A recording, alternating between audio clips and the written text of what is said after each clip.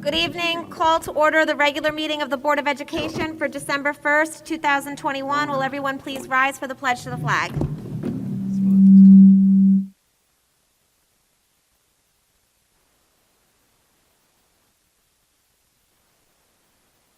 One nation, under God, indivisible, with liberty and justice for all.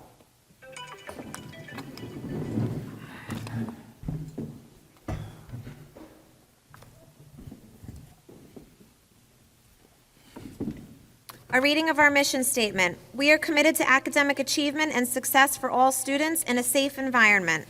In partnership with families and our community, our mission is to promote confidence, inspire a passion for learning, and to prepare our students to become responsible global citizens. May I have a motion to approve the revised agenda? Motion. Second. All those in favor? Aye. Aye. Just a few housekeeping notes. Mr. Ciriello is joining us via Google this evening, and I believe Mr. Beeler is just running a few moments late, so he will be here shortly. Questions and comments from interested citizens. Before we start this evening, I'm just going to address a couple of things that have come up since we've last met. So tonight I want to address the circumstances surrounding the premature adjournment of the November 10th Board of Education meeting. School board meetings are intentionally designed within a framework that allows for the sharing of information, a time for discussion, and, when appropriate, voting by board members. In general, a Board of Education is charged with two main tasks: oversight of the financial aspects of the district and the crafting of policy that helps govern the work of the school district. It is important to note that school district policy must always align with state and federal laws. Community members are encouraged to attend board meetings, so you may see firsthand how the board and district leadership team interact, collaborate, discuss topics of importance, and ultimately make decisions. During board meetings, community members are invited to address the board about agenda topics during the public comment portion of the meeting. Your voices matter, and we welcome your experiences, insights, and opinions. We can all agree that open communication is an important part of shaping a district culture that is based on trust, transparency, and mutual respect.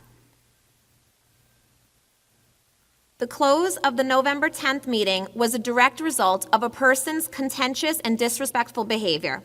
I had no intention of adjourning the meeting, nor do I wish to be put in that position again.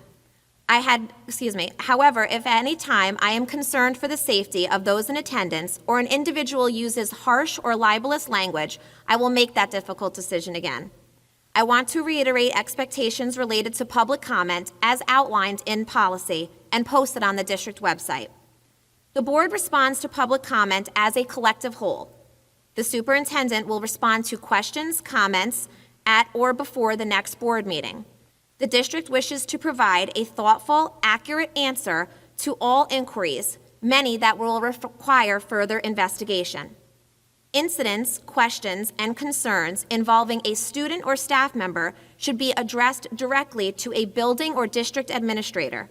The board will not permit in public session discussion involving individual district personnel or students. Persons wishing to discuss matters involving individual district personnel or students should present their comments and/or concerns to the superintendent during regular business hours. All speakers are to conduct themselves in a civil manner. Obscene language, libelous statements, threats of violence, statements advocating racial, religious, or other forms of prejudice will not be tolerated. We are here to listen. We are here to support you and your children. We are here in service to the district.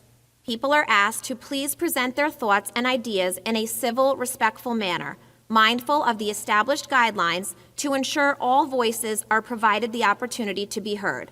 Transparency and accessibility are our top priorities. If members of the community are unable to attend a board meeting, they are encouraged to view the meeting agenda, watch the meeting via live stream, or view the video of the meeting, which is typically posted the following day in board docs on our district website.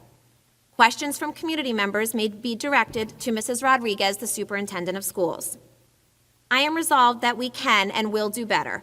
It is your right as a parent and a taxpayer to respectfully share your truth, say what you believe is best for your children.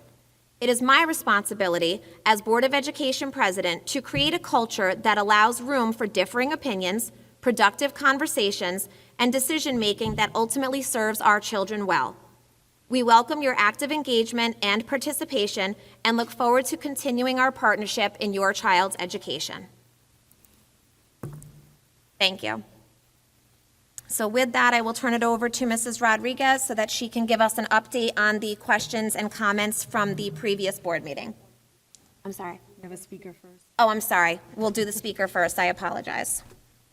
So the speaker that we have this evening is Mrs. Debbie Behringer. She will be speaking on behalf, she will be speaking on behalf of herself and in regards to teacher and staff support.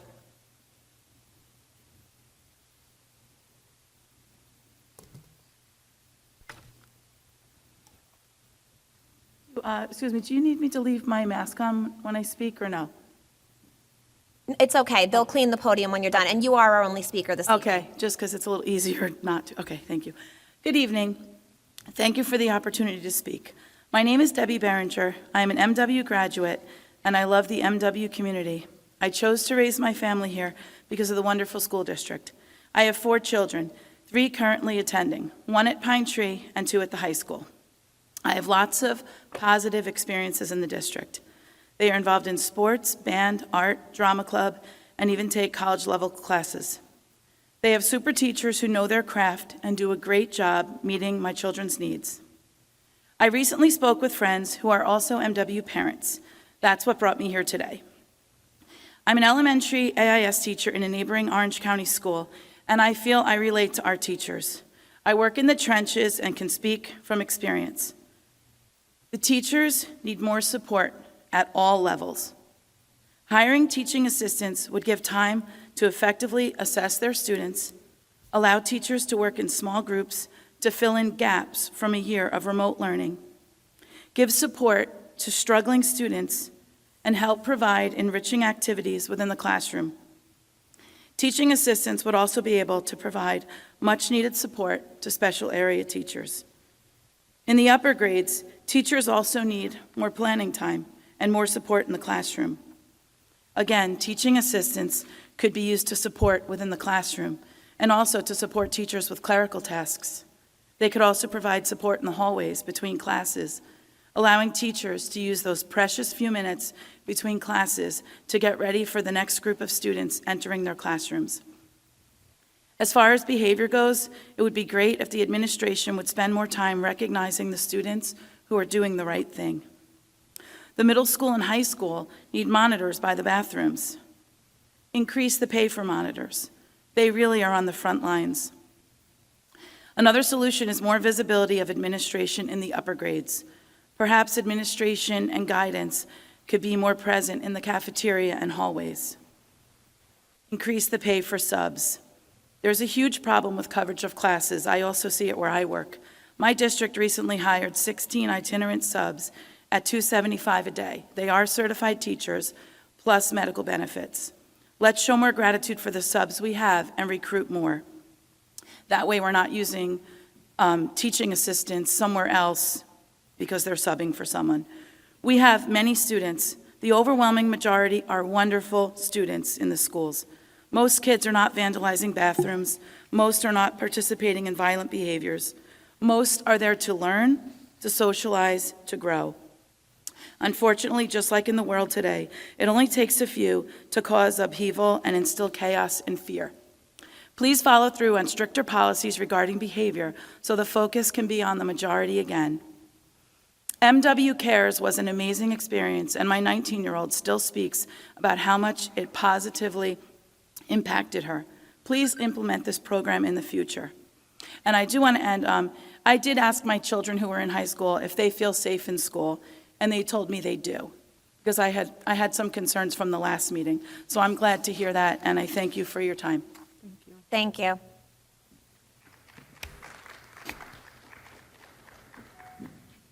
And now an update on questions and comments from the previous meeting.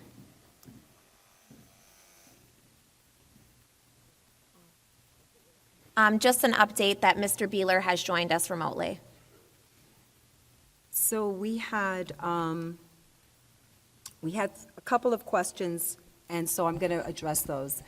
As Ms. McCleary mentioned, as a school district, we're obligated by law to protect the identity of students and staff members. We will never share confidential information related to our students and personnel.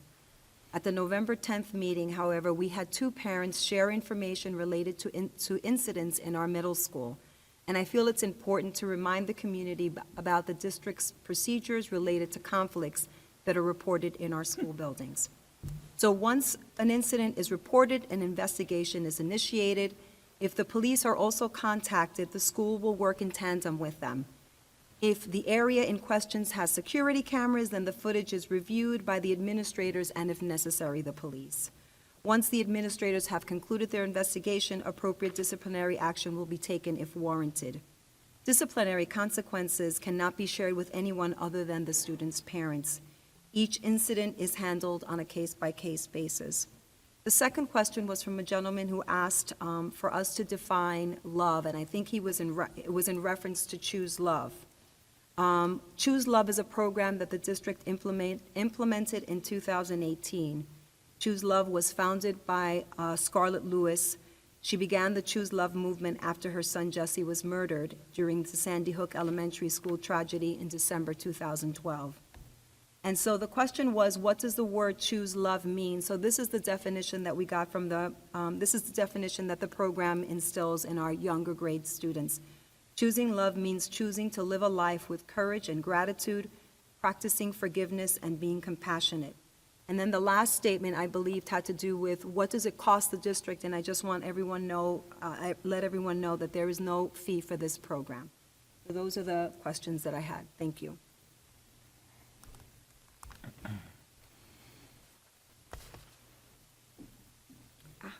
Still looking for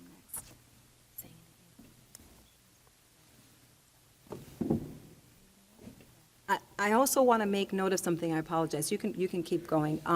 There were some comments or statements regarding there's a list of 30 questions that we received. And so one of the things that we've decided to do is to post the 30 questions. Carol Spendley will post them. And I think that Mrs. McCleary made statement that the board does not answer individual questions. As individuals, they only answer questions as a whole. So if there was any question about what exactly were the 30 questions, we are going to post them on our website. They'll be on there tomorrow. I'm trying to look for Carol if I can see her just to confirm that, but I believe so. They'll be posted tomorrow. And I think the response that the board gave at our October meeting will also be posted. So we did respond to those questions, so that statement will also be put back up on the website. The statement that I read this evening will be on there. And we encourage everybody, if you go to the district webpage under Board of Education, there is a sidebar there that lists all of our policies. I obviously don't want to sit here and read the entire policy this evening, but those are listed there that tell us about the 3-minute rule, about the 30 minutes total for public comment, et cetera. So all of that information can be found on the Board of Education page under the website. Okay, thank you. So next item is update on the district goals given by the superintendent. So we have 3 goals, and I'll go over them. Number 1 is using data and organizational processes to identify opportunities to improve student outcome. Goal number 2 is strengthening community engagement and parent support to enhance relationships between parents, families, school, and community. And the third goal is a pre-referendum planning, reserve plan update, and long-range financial plan. So we have some updates this evening. Bargov, can you read that? Sure. Thank you, Mrs. Rodriguez. So the first goal, one of the sub-goal was to select the central depository system. As of now, we have selected and installation of the central depository system has been completed. We have chosen Hvac as the central depository system, and currently the setup has been completed in terms of connection with the data flow between the Hvac and PowerSchool, which is our student management system.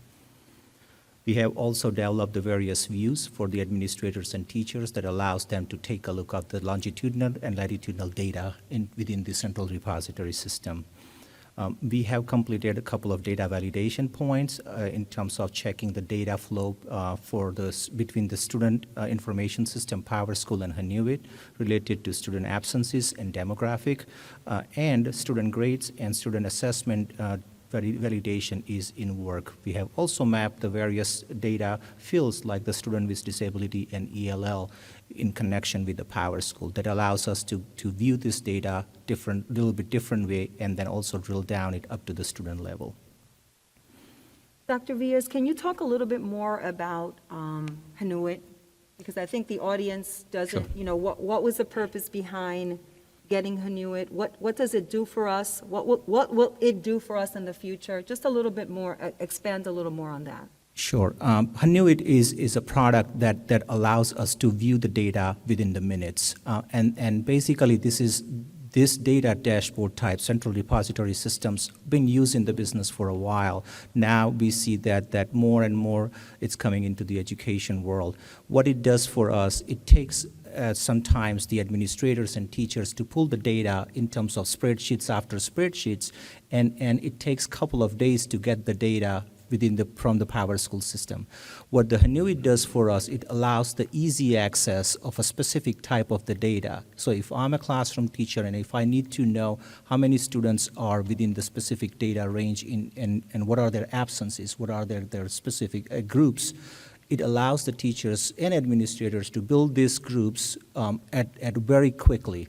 Currently, if we have to do it, we have to bring the data from the PowerSchool to the Excel, sort it out, and then put it back in.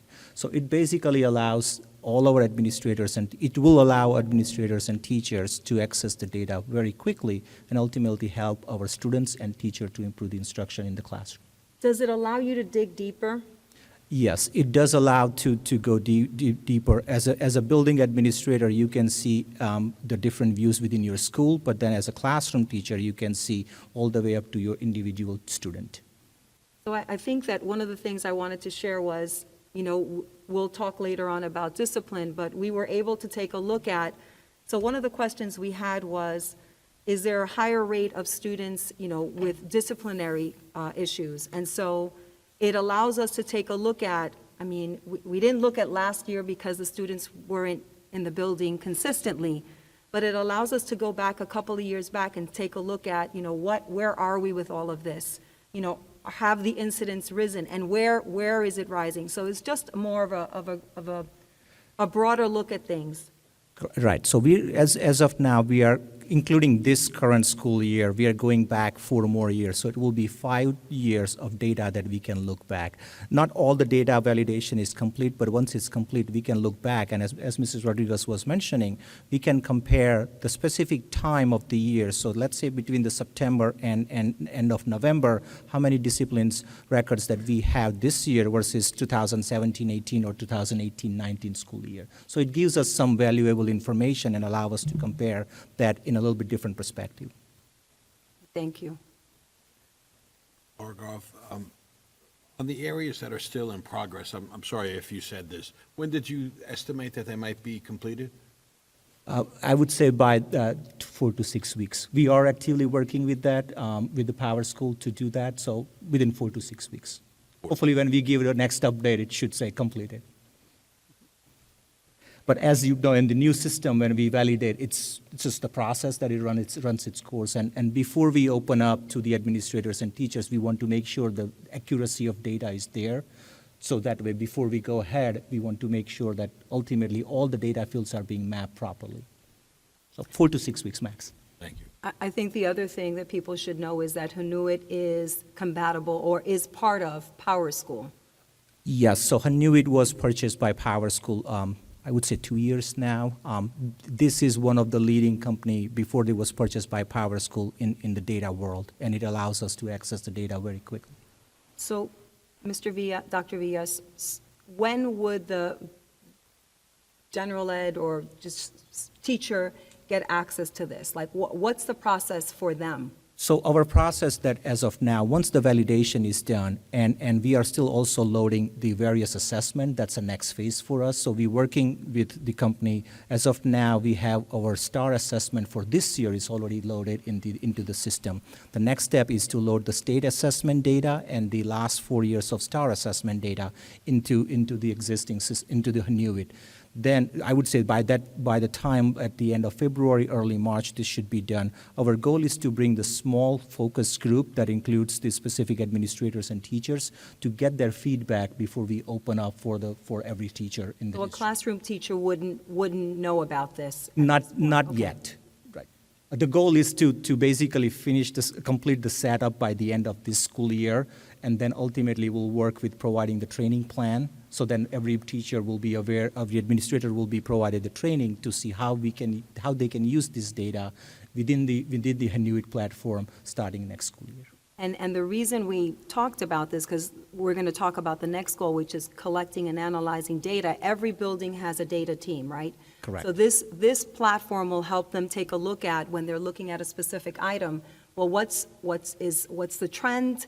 You know, is this a consistent issue that we've had over the past 5 years? You know, what other data can we look at? So I just wanted to kind of put it all in context, that we're not just doing this piece, but this is part of a broader goal of ours. And then the other piece is we are collecting and analyzing data. We have data teams in our schools, and I just wanted to give the broader community elementary data. So they're focusing on student attendance and its impact on AIS. You mentioned the STAR, Fontes and Pinnell, and classroom formative data points.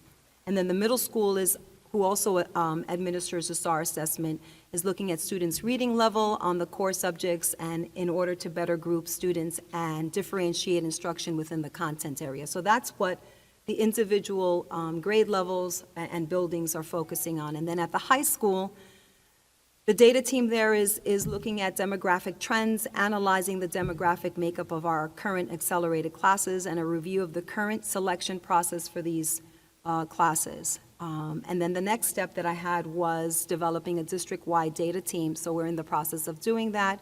The goal is to identify, it should be a mix of teachers, administrators, district leaders, and so that we can take a look at the data and then make some determinations.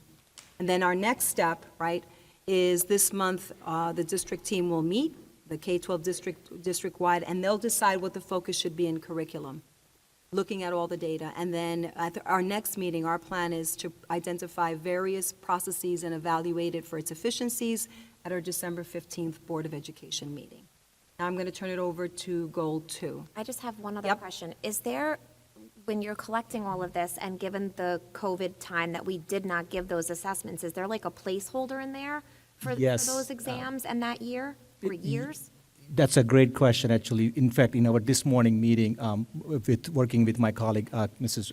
Rander, we're in Power School. So STAR assessment that was not performed because of COVID last year. So, Right. so when we evaluate the data, we had to be mindful of that, comparing apples to apples. So we can compare this year's STAR data to the 3 or 4 years before we can, but last year was not. The other piece is also when sometimes the state changes the assessment type or assessment requirements, we have to be also keep in mind that we have to make sure we are comparing exact type of the data with the last 3 or 4 years.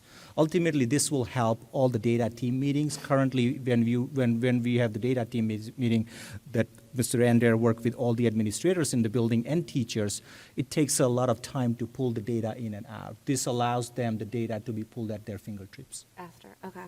Thank you.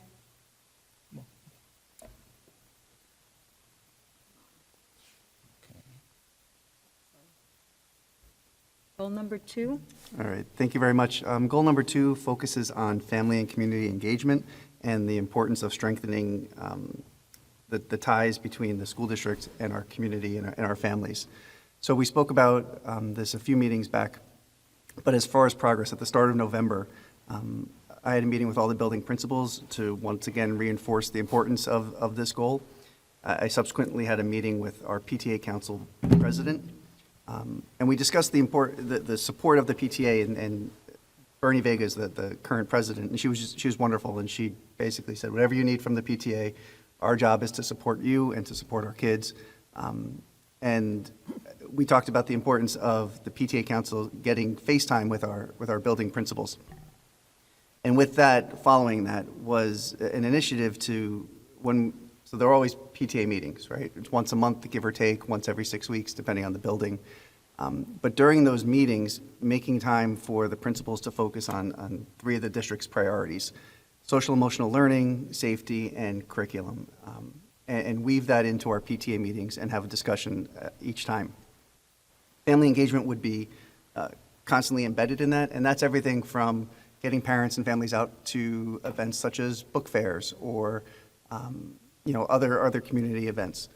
And then the district leadership team taking time to really understand that families, and this has been a tough time for everybody, right? Getting people to come back and feel welcome, and everybody's constantly adjusting to what's going on.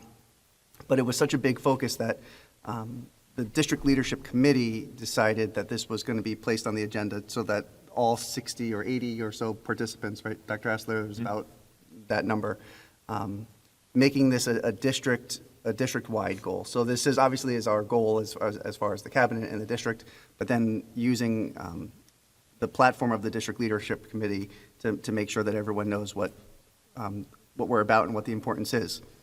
As far as the next steps, we've decided to utilize our school survey that will be going out in January or February to determine progress. So a few years back, or 2 times already, we've sent out a survey to the entire district, and not just the students, but the students, the staff, the community members, parents, and it's been successful. We've had over 6,000 responses the first time. We had a few less the second time, and our goal, what will happen is now we start to ramp up.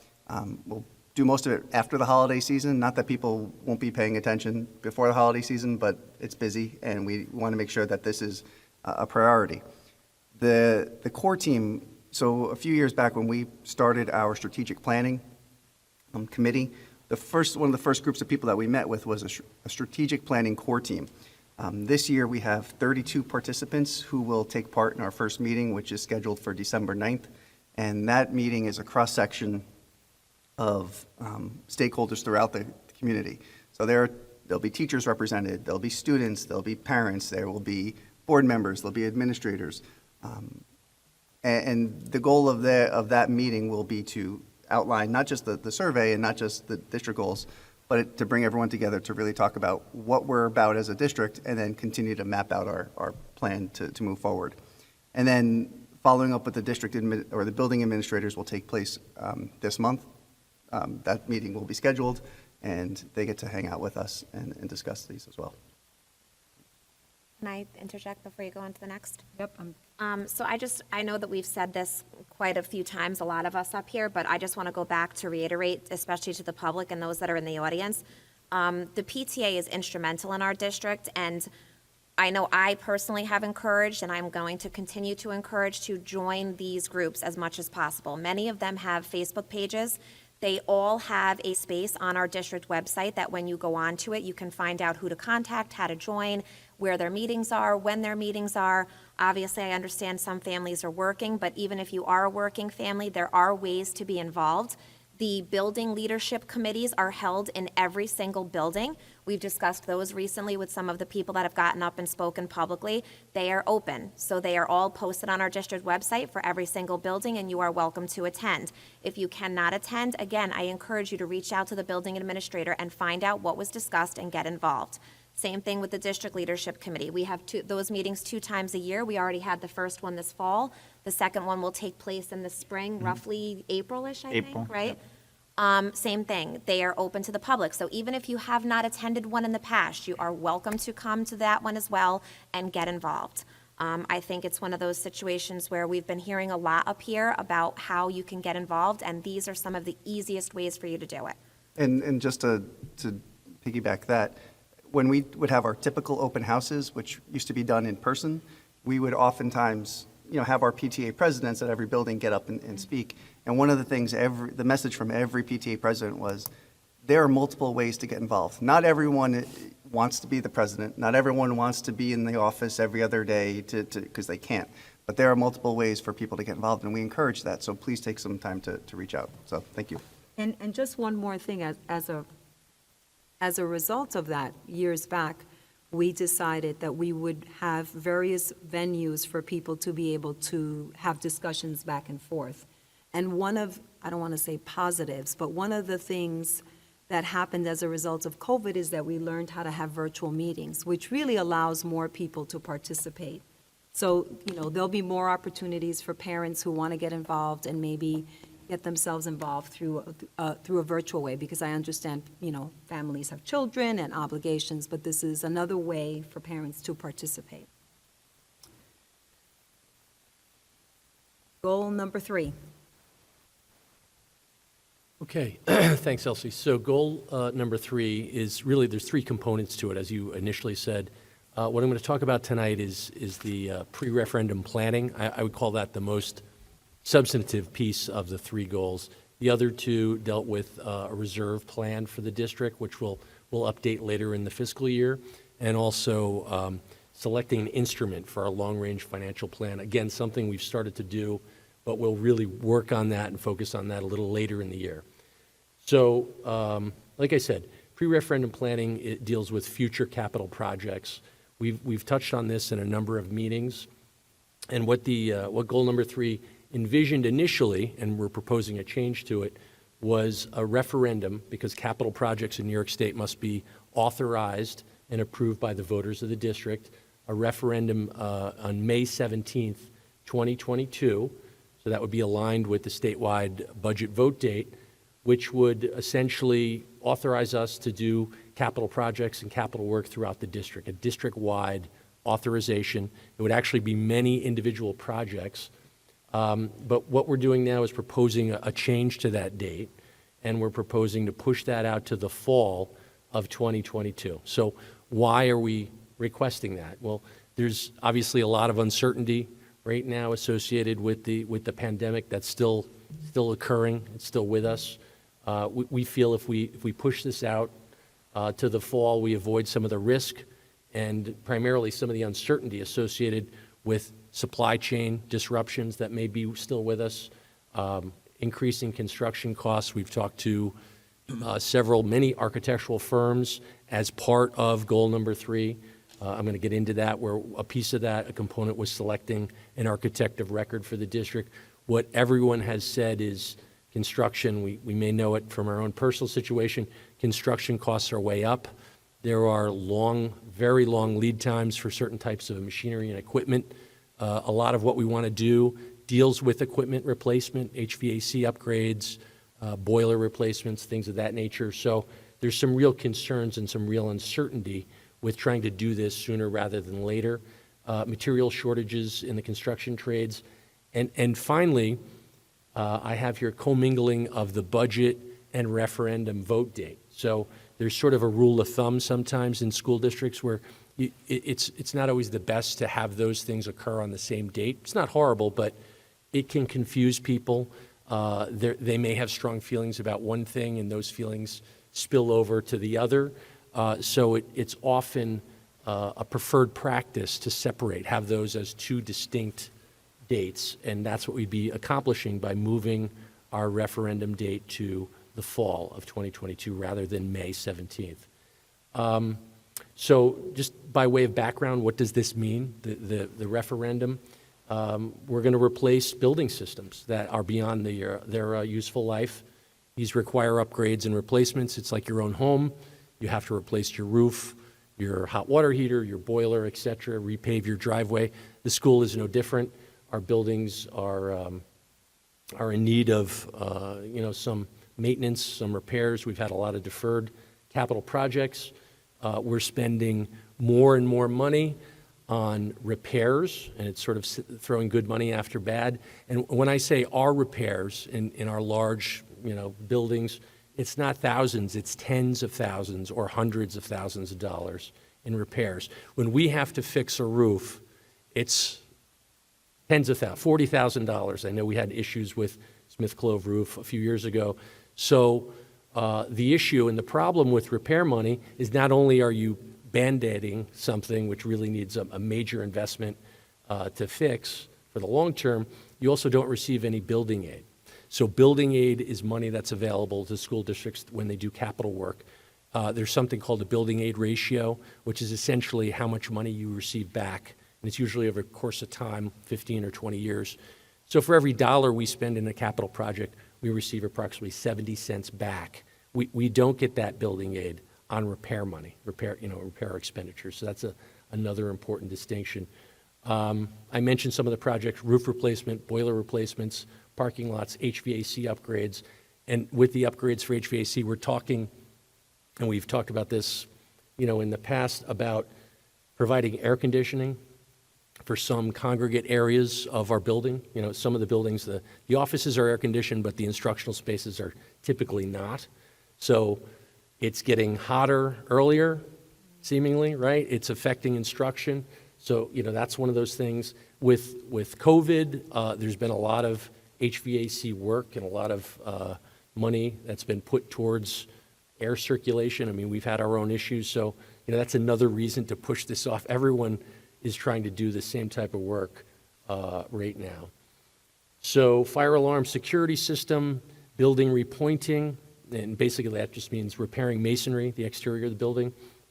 I know at the Education Center, every time we get a good rain and a good wind with that, probably half the windows start to leak.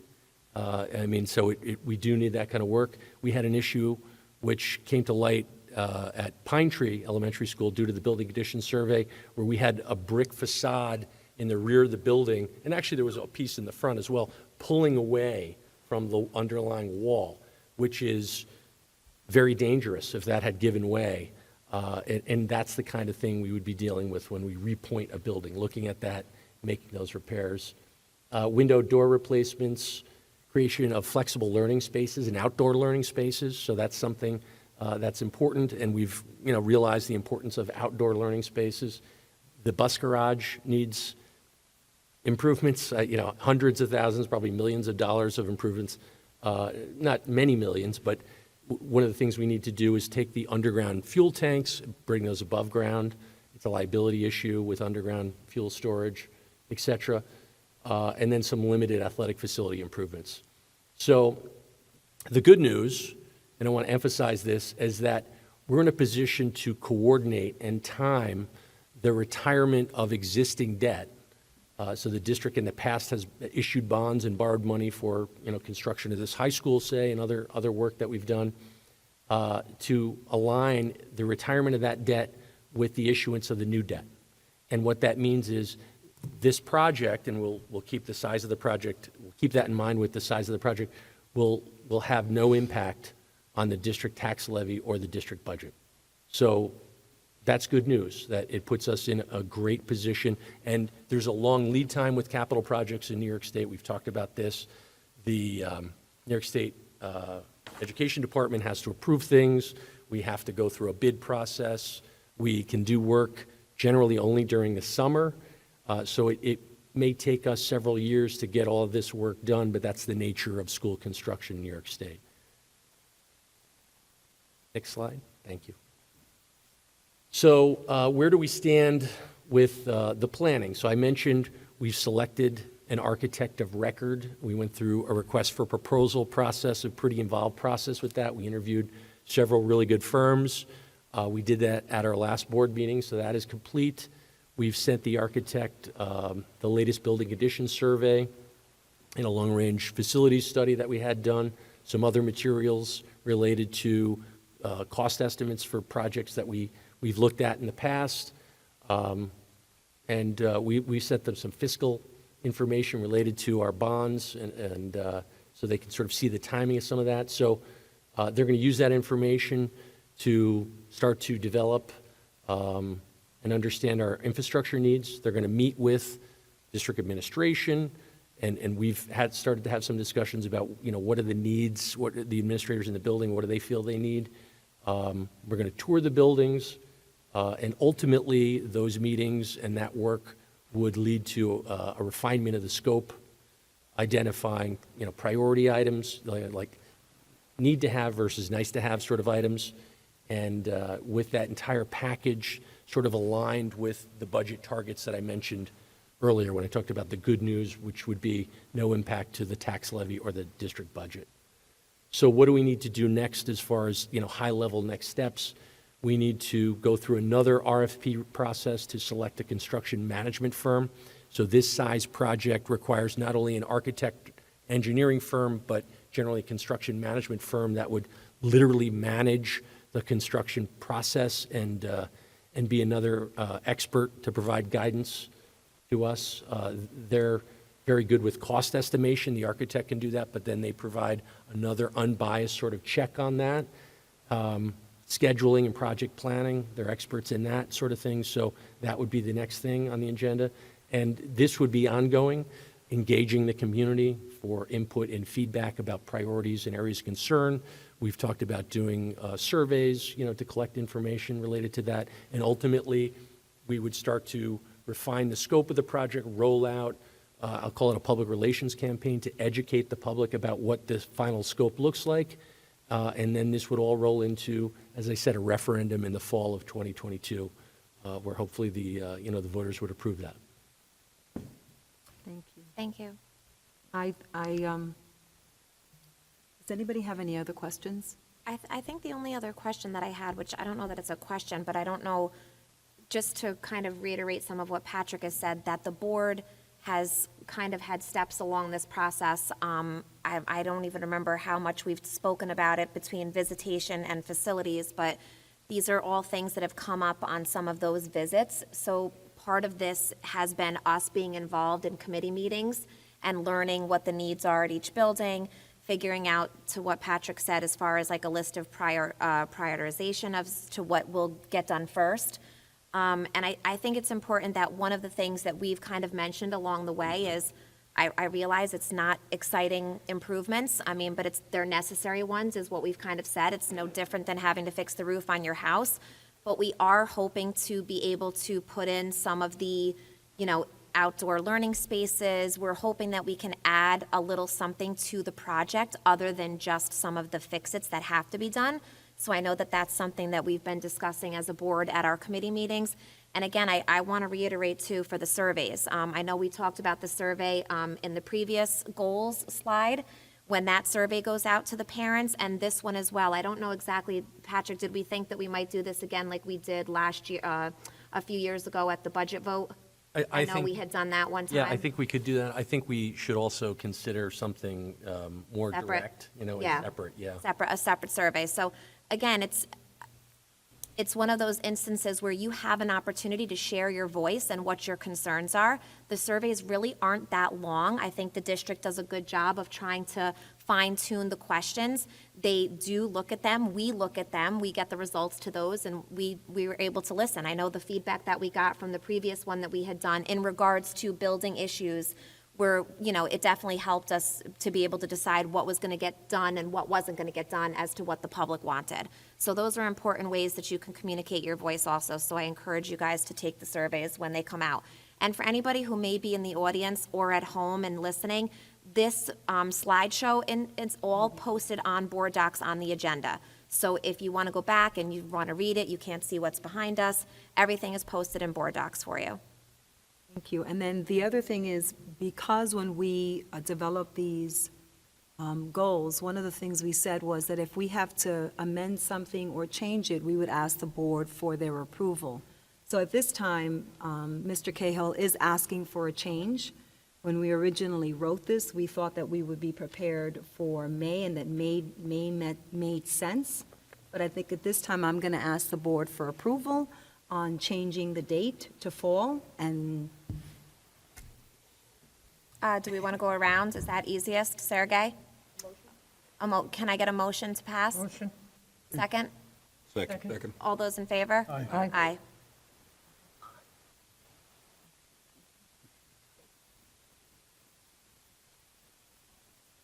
Okay, next is an update on school safety.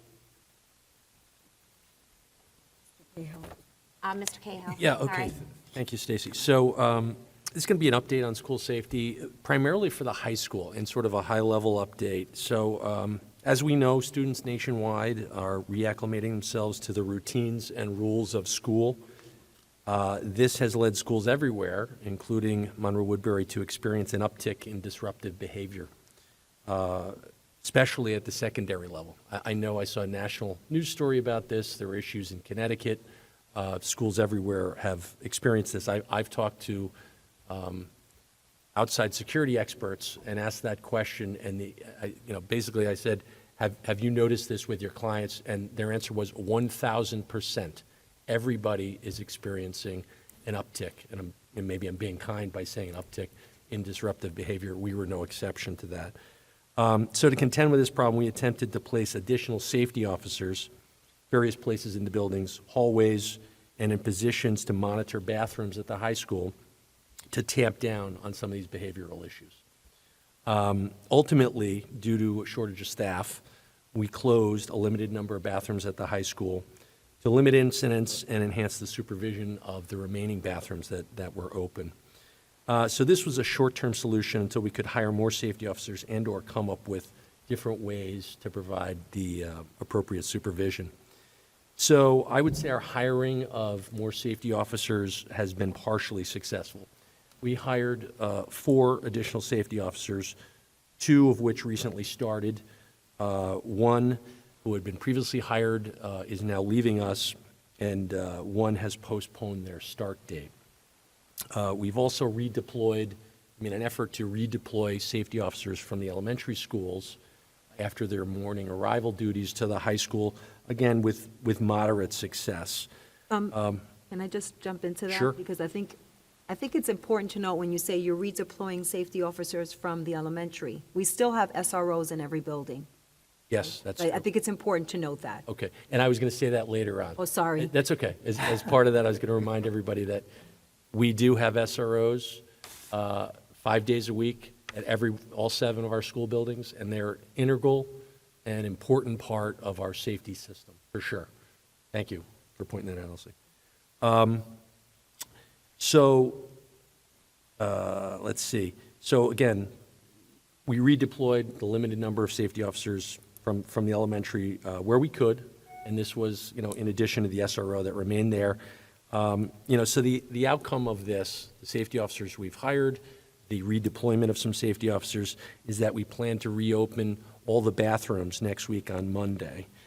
Friday's a half day, so we're pretty close to being there. For the bathrooms that will not have continuous monitoring, there may be a few, we're going to have some random and intermittent bathroom checks with sort of a roaming group of safety officers. So the more long-term solution, obviously, is to hire some additional staff. We are planning, and we've posted monitor positions. So we attempted this with the safety officers. We had some limited success. We feel that monitors can provide the supervision we need, the adult supervision. They have some additional flexibility, really, because they can be used in other ways. So we've posted for a number of monitor positions, primarily for the high school. Our uniform, I mentioned this, SROs continue to be stationed 5 days a week at each of our other buildings. And the other thing I wanted to mention quickly related to safety was the parent pickup and drop-offs at the rear of the high school and using the access road has been a safety concern for many people. So we've heard stories, we've witnessed it ourselves, where students, it's I don't want to say it's a chaotic situation, but you have parents coming in to pick students up. You have students that are parking in the parking lot behind the high school, leaving. You have walkers. You have students going out to their parents' cars. We have buses coming through there. So there's a lot going on. And so what we're proposing maybe is to discontinue the use of the rear of the high school for parent drop-offs and pickups. What we would do is resume how we operated prior to COVID. And part of the reason we were doing that was that we saw an uptick, again, in parents bringing their kids to school, number one. And we had temperature checks. We had these queues that would develop. So it was a way to provide another entry point in the building. And so we're, getting back to normal, and we feel like we may not need that. So we by doing that, we also will avoid the students and the parents that are there driving, there's some unsafe U-turns being made on the access road. And if you recall, the access road, the original intent of the access road was not to be a cut-through, a shortcut for everybody. It was designed for the buses only. And so we want to get back to that. So that was the other piece related to safety at the high school I wanted to mention. But, safety is something we assess on an ongoing basis, and we're continually trying to improve and adapt. We've talked about, as a district, going through another safety assessment. A few years ago, we had that. We worked with the local law enforcement and the town of Woodbury Police Department. And, so I think that's something that, in all likelihood, we're going to do in the next 3 to 6 months, again, to have a, sort of an unbiased, fresh set of eyes, look at the safety operation. Okay, I have a couple of questions. Okay. Okay. So I'll start then with the good news that the restrooms will be opened on Monday. I think that's important. Yes. But I think one of the questions that we've gotten as board members from the community is, and I know that based off of what both Mrs. Rodriguez and myself stated tonight and some of the speakers that have gotten up in the past, while we might not be able to disclose exactly what is happening disciplinary-wise, there is discipline that is being, given out, correct? And there are consequences to some of the actions for the students that are, misbehaving and not following the code of conduct, et cetera. So is that something that we can be certain that it will continue and that it's happening? Yes. Yeah. Yeah, it's when you're dealing with student behavior, there's multiple things, right? There's one is consequence, the other one is why is this happening? But I just want to reaffirm that, students, there is an expectation of our students to behave a certain way. If they break those rules, they're going to have a consequence. And it's not because we don't think of them as good people or bad people, but simply because we're an organization, this is a building that has close to probably 2,700 people. And in order for it to run effectively, people have to follow the rules. So, yes, students do get consequences. Sometimes they're more severe than others. And we also take a look at a student's disciplinary record. I call it an anecdotal record. Sometimes the infraction is so severe that a student will be brought to the superintendent. It's called a superintendent hearing. And when you are sent to a superintendent hearing, the district has two choices. The student can meet with me, or the student can meet with an attorney or a hearing officer that we hire. And at that time, that involves attorneys. So it's very complicated. But I just want to reaffirm again that bad behavior is addressed. Students are given a consequence. I cannot share the consequence with the other parent, which is sometimes something that I get. A parent will want to know, well, what happened to the child? I'm not allowed to do that. It's illegal for me to do that. But there are consequences. And again, the consequences can range from a series of things all the way up to expulsion. And I just want to say that I have expelled kids from our school district. It was not something that I'm proud of.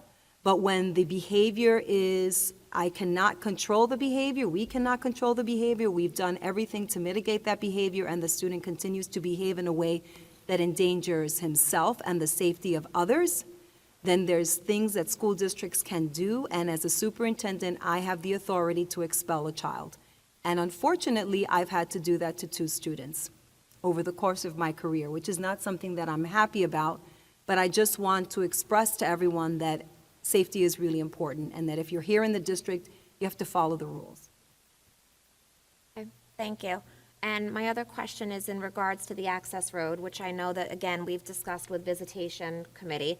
The Visitation Committee was instrumental in getting at the high school the walkway that was done, that, again, we couldn't necessarily put down a sidewalk, but we were able to actually get a paved and painted lane for the students to walk safely in. So I know it served its purpose during COVID, but looking to go back to the way things were pre-COVID, do you have a time frame as to when you're expecting that to take place? To discontinue the use of the access Correct, to go road? back to the previous way? What I would like, probably, I would like to have a few more discussions with the Transportation Director, Dawn Russell, about buses. We've spoken, and what we wanted to do is go back and actually observe again, how the flow of buses is currently working, how it might change. There's a few variables. You'd have parents that would be pointed towards the exit or entrance of the high school. We have students parked in the back. We have the access road.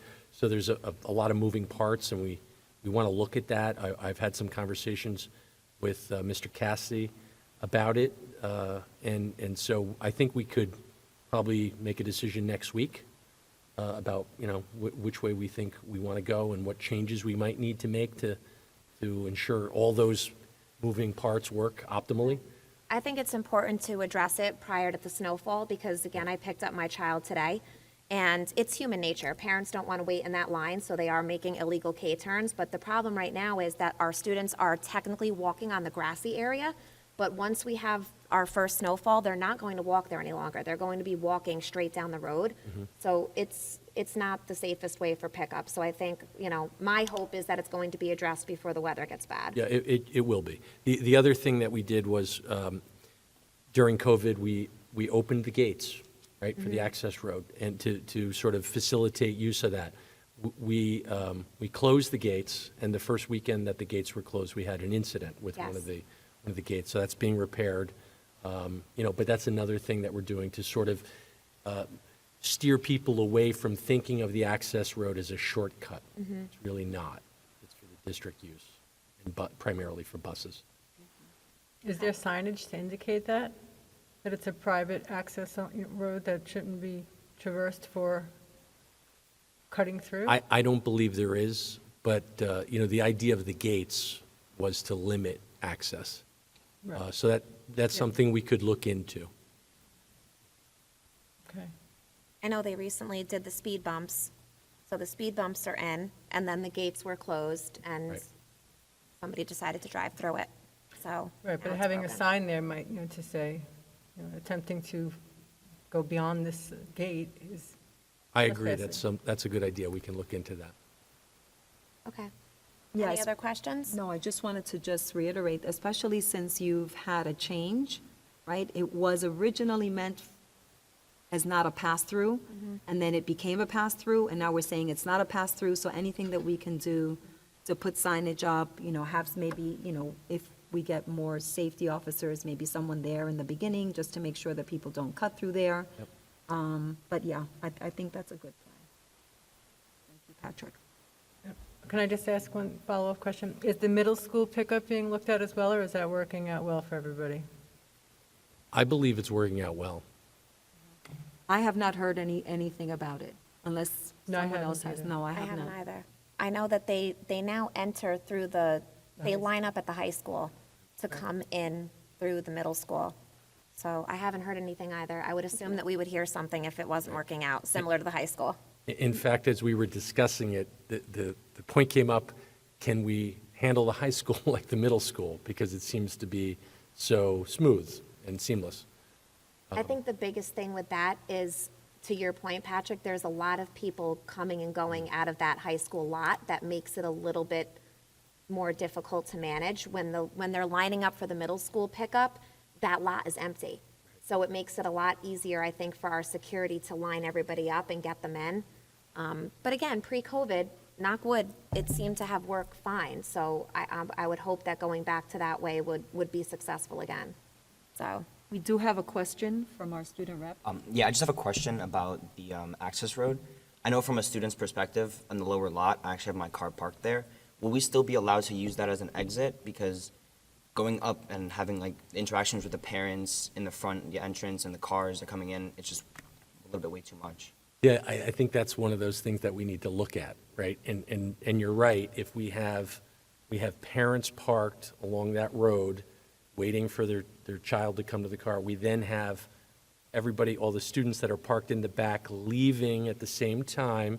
So we have walkers, we have cars leaving, we have cars, parked along the side blocking one of the, so there's a lot of pieces there. You may not like this. One of the ideas was, I said, well, can we hold the kids that drove in the lot until everything is Doesn't that cleared sound out? But that's the kind of feedback you know, Homer's that going to you get a bring lot up. of hate mail right now. No, I that know. we would want to hear and we'd want to assess all that, all the perspectives. But I 'cause I know a lot of- think pre-COVID, they let them make the left and go around the line of cars. Correct. Pre-COVID, the students were not allowed to use the access road. I Right. don't even think it was finished being built, honestly, Right. pre-COVID. But the students would be able to exit around those of us parents that perhaps were waiting on the right-hand side facing the exit of the high school. So prior to them dismissing buses, which was typically around 2:06. I know if you got your kid out of the high school and managed to get out of the lot by 2:06, you were in good shape. Otherwise, you had to wait for all the buses. Right. So, and I'm assuming that it would go back to that as well. It would, the buses would But always. Omer has a good point, that for those kids that are parked in that lower lot, that's not a bad suggestion, that they could just kind of come out and go down that way. So something to look at. Right. Yeah, because I know a lot of the kids who, sometimes you can request lower lot, because if you're a student athlete, and people have to leave, like, as soon as school ends, and that'll just cause problems. But just, Thank you. Anybody else? Well, I just want to ask Patrick, is there any additional update on the security vestibule? It's running smoothly, it's been operational for a few weeks now. Is that part of your security update, or? Well, I was going to mention, I was going to say, we have the three vestibules, and they are working well. The high school is the latest one, and it's fully operational now. We have a safety officer that's posted, in the new interior vestibule, and everything's working well, yeah. So has the information been shared with parents? Is there any value in sending out an email to parents to say that there is a new procedure at the high school? I mean, the first time they're learning about it is if they go to the high school. I don't know, actually, Dawn, if information's been shared with the parents, but that's a good suggestion as well. We have new signage that, is in place. I think we're waiting on a bit more signage to say it's complete. So it's, when you arrive at the building in the entrance, it's pretty obvious, what you're supposed to do. Well, from that perspective, but I'm just thinking about the parents that are looking at things from a safety perspective, to know that there's been an additional added protection for Right. people entering the high school and the middle school and whatever other schools. Okay, I think that's a good suggestion as well. Thank you. May I have a motion to approve the minutes? Motion? Second? All those in favor? Aye. Committee reports, I'll go first for policy. We ended up postponing our recent policy meeting, so we are scheduled to have one, I believe, this month, next week? I think it's next week. I think it's next week. Again, posted on the district website, because I don't have the date off the top of my head. Dawn, for visitation? I think that Patrick actually covered most of it in the security update, because the last visit we had was with the high school, and we discussed, just by virtue of being there and talking to the administration about things that are going on in their building, specific situations come up. So the bathrooms was one, the security vestibule, the changes to the pickup for early dismissal was another, and prior to that, we had the MCC and Sapphire, and I think that we're just, like Stacy said, a lot of the discussions that we had were regarding system updates, and Patrick talked about all of them in the capital project plan. Right, anything related to the capital project, okay. I don't know that Don is going to be able to give us an official one, so I don't know, Patrick, if you have anything that you want to add for facilities and audit? The only thing, I think nothing for audit at this point. At our last meeting, we had the auditor report out, but the facilities, we're going to have the need for a meeting probably pretty soon. I think at that meeting, we'd have our new architect come and talk to the group. We're probably going to have to be pretty active, as we develop scope of work for the capital project, and the facilities would be part of that, with that input. Okay, great, thank you. May I have a motion to accept the resolution? Motion. A second? Second. All those in favor? Aye. Aye. Matt, for personnel? Good evening. I respectfully request approval for the items listed under personnel. May I have a motion? Motion. Motion. A second? Second. All those in favor? Aye. Patrick, for financial? I would also respectfully request the approval of the items listed under the business financial section agenda, and I'd just like to note the following donations. A French horn from Kimberly Harrison, to the MW Music Department and a $16 donation to MW Cares from the Blackbaud Giving Fund. Thank you. May I have a motion? Motion? A second? Second. All those in favor? Aye. Aye. May I have a motion to approve the committees on special education 13.1 to 13.3? Motion. Second? All those in favor? Aye. Aye. Reports by board and central office. Sergey? I had first of all, I'd like to thank the cabinet for preparing the report. Second, I was fortunate to visit and attend the high school concert, which was pretty marvelous. Kudos go to the members of that department that were able to organize such a wonderful event, to the students that did such a great job. And hope everybody has a good week. Thank you. Dawn? I just want to say one comment about the security update, specific with the bathrooms, because in the past month or so, there's been a lot of, communication about and disappointment that the bathrooms were shut. And I appreciate that Mrs. Rodriguez said about the behavior piece of it, but I hope that we're also going to be looking at why this is becoming such an issue, in the middle school and the high school with the bathrooms, and perhaps some conversations with the students, because I know that I'm hearing from a lot of the students also that, why is the bathroom becoming all of a sudden such an issue with behavioral issues, or, I don't know, but I'm happy to see that it's being addressed, and that I hope that we can see why it's been happening, not just the consequence for the behavior, but being a little bit more proactive.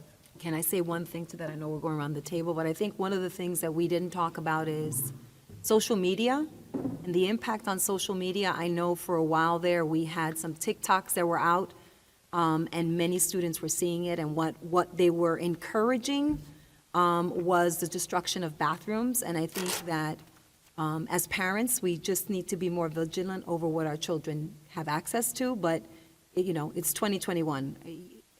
It's very difficult to not allow your kids to see these things. And I think it's more of a conversation. We need to partner with our families, our parents, to have these conversations that, yes, this is on TikTok, but when you go into a bathroom and you destroy it, or you vape, or you beat up on a kid, there are a lot of consequences for that. And, I agree with you. Take a look at why the kids are doing this, but I also wanted to just reiterate that I think social media is having a really negative impact on our children today. And it's hard, because they see that, they think it's cool, they get themselves involved in it, and then they realize, I just destroyed a bathroom.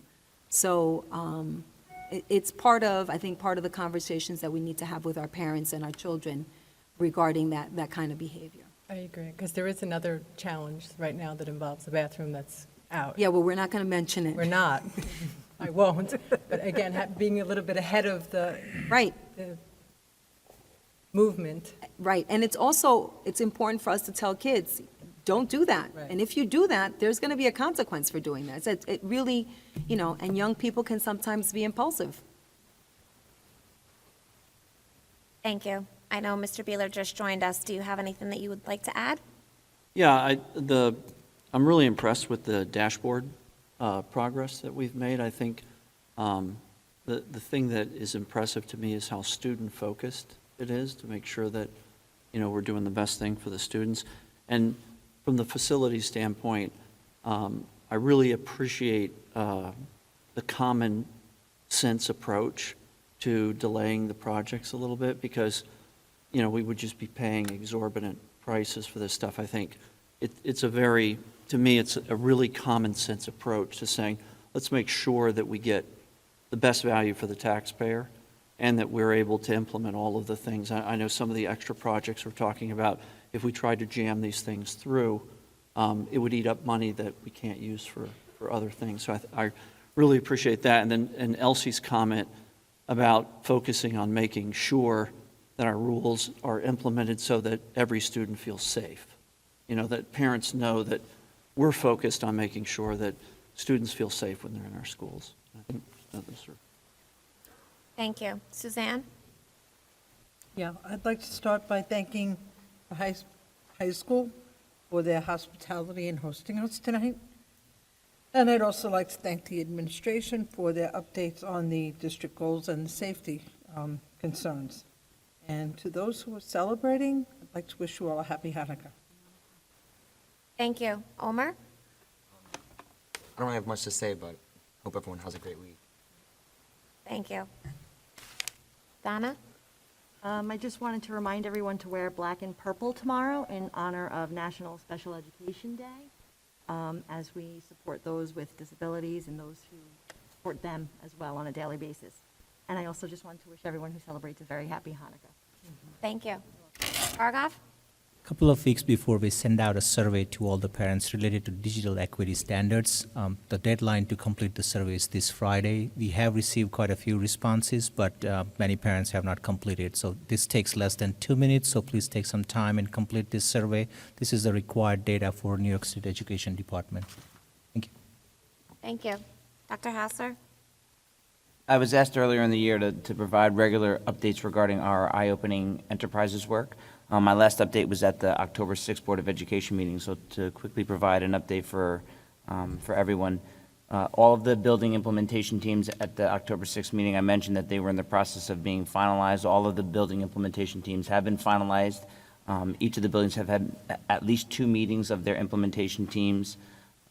We've also had 2 meetings of our district-wide equity task force, which is comprised of representatives from each of the building implementation teams, as well as district leadership and other parents and students.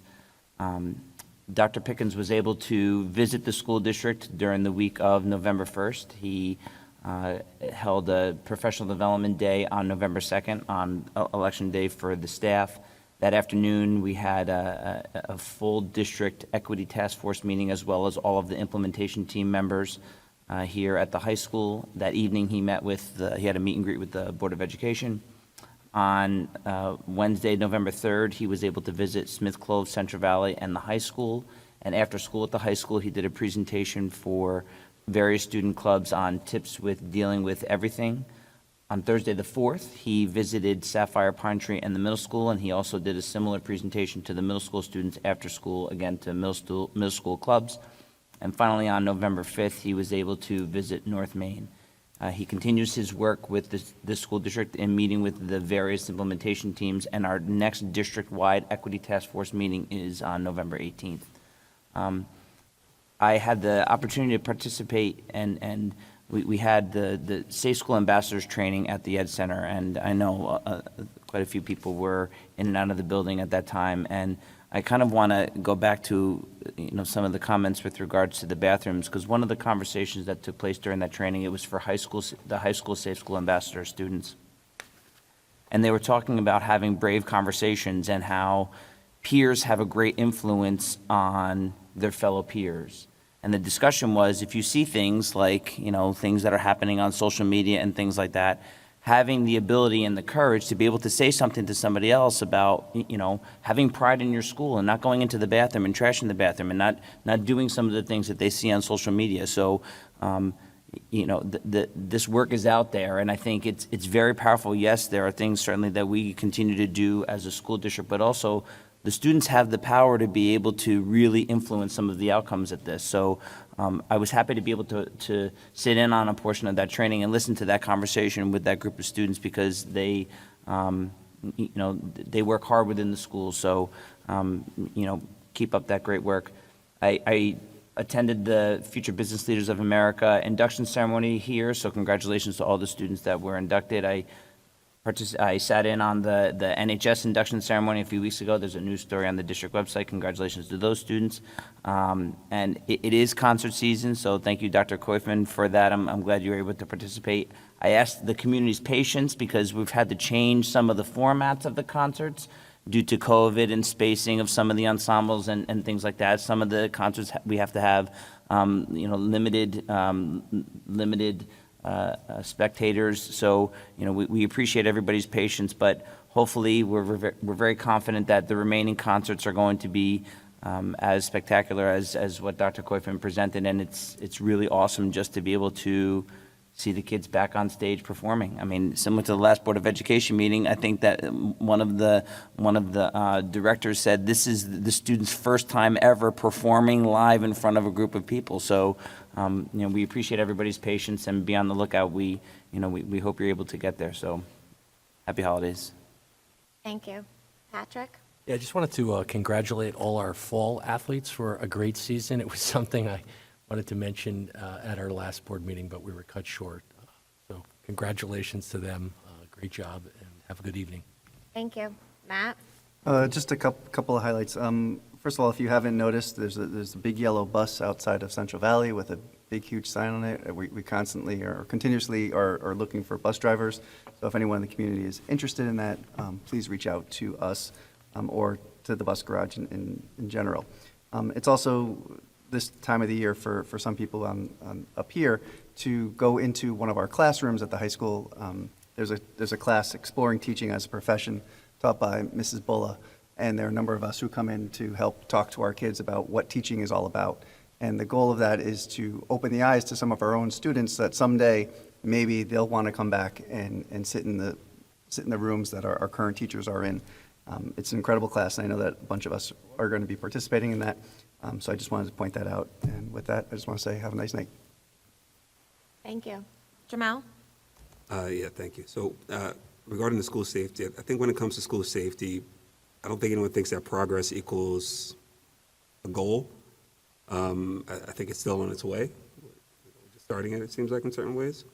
Now that we can collect and analyze the data regarding what's happening with our students, the hope is that we'll start getting or continue to get regular updates so that we can make sure we're still progressing and not going backwards. So thank you, Margot, for your update. And I remember when I first saw it, I was like amazed that we were able to produce that within Monroe-Woodbury. So I'd like to see where that goes. But I also want to just make sure that the community knows that we will get better. It's happening all around America, but we will get better. And have a good night. Thank you. Anthony? Yeah, I just want to thank you for the updates and the reports that you guys provided. Very informative. A little sad to hear some of the stories about the bathrooms and things like that, but I think as long as we remain proactive and positive about things, and like Dr. Hassler was saying, if we kind of encourage the kids that if they see something to say something, because it's really a few kids that do all this, as one of the speakers said, and the majority of the kids are really good kids, and it's up to us, as board members and parents and administration to teach the kids how to be mature, and sometimes that means calling out bad behavior when you see it. So I have every confidence that we'll do it, but it's a little sad to hear. Anyway, happy holidays and have a good evening. Thank you. And I don't want to not mention Michael. I don't know if he has anything he wants to say. I'm not sure if we'll be able to hear you, but you could give it your best shot. I want to thank administration for the update on the goals. Very well done.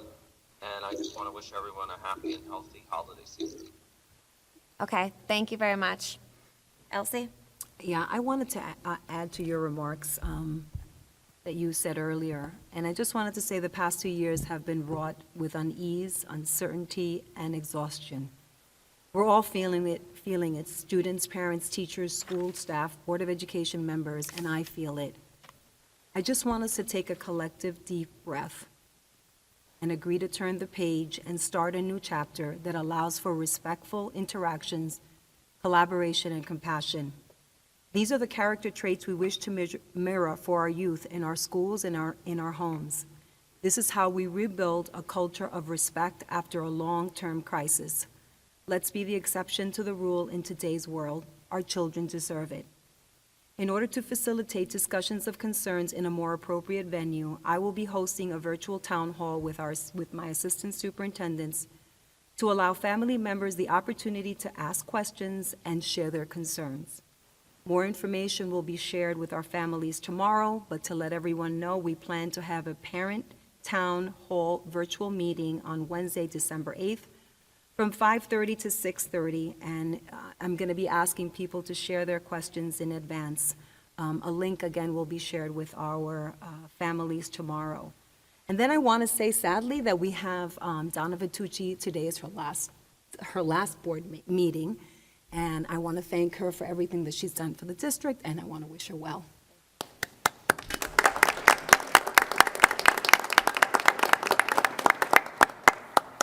Thank you. So I would just also like to recognize that tomorrow, December 2nd, is National Special Education Day. I want to thank SEPTA for my wonderful T-shirt that I was able to purchase, I believe, last year in support of them. It's a great program. So tomorrow, I encourage everybody in the district to wear purple and black to support the National Special Education Day. Didn't get an opportunity at last month's meeting. I did send an email, but sometimes it's not as recognized, and I'd just like to publicly acknowledge Central Valley for hosting us last month. A lot goes into putting these meetings together. There's audio, there's visual, there's all this setup with the plexiglass and everything that you see here. We have additional staff on hand, so there's a lot that goes into the meetings, and it doesn't go unnoticed by us. So I just want to say thank you to Dr. Alt and Mr. Barone for hosting us last month, and to the high school, I want to say thank you this evening for having us. We will be here for our next meeting as well on December 15th. We'll be back here at the high school. I want to say thank you to Bargoff for the reminder about the survey, because I did myself forget, so I will make sure to take that. Again, go ahead and utilize those opportunities to be able to share your voice, as Mrs. Rodriguez just mentioned. I give you a promotion. Thank you. Look at that, I just promoted you. She will have her town hall, so I think another great opportunity for the community to get involved. I wanted to mention what Dr. Hausler had said in regards to the students, and I know I'm sure Omer can probably speak a little bit to this, is we do still utilize the anonymous alerts function. And I, too, would love to say that we would love that all of our students are advocates for themselves and they feel comfortable enough to stand up, go to a guidance counselor, go to an assistant principal, go to the principal. But we also know that some students do not feel comfortable doing that, so they do have the opportunity of reaching out to your student board representative. Omer does have an email that only Omer sees, so if you have something that you'd like to share as a student, please reach out. Parents, if you're listening to this, share that with your students. Also, that they can use the anonymous alerts function that is also listed on the website. So there are opportunities for our students to kind of get the word out. And again, we encourage those so that we, as board members, can continue to be active participants in solving some of these issues that we're facing. And I think that's it. For everybody that is celebrating Hanukkah, wish you a happy Hanukkah, and we will see you all again here on December 15th. May I have a motion to adjourn into executive session to discuss personnel issues? Motion. Second. All those in favor? Aye. Aye, meeting adjourned.